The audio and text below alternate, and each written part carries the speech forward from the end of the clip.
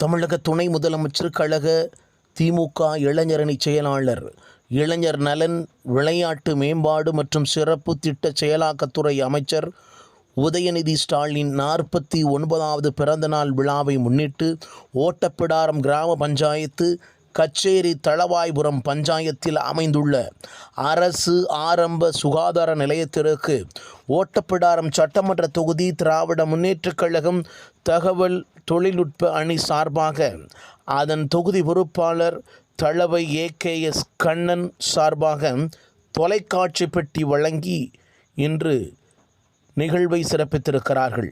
இந்த நிகழ்ச்சியில் அரசு மருத்துவர் டாக்டர் மாரி விஜய் மற்றும் செவிலியர்கள், பணியாளர்களுடன் திமுக உடன்பிறப்புகள் ஆர் முருகன், எம் கார்த்திக், ஜேசு மற்றும் கிராம மக்கள் பலர் கலந்து கொண்டனர்.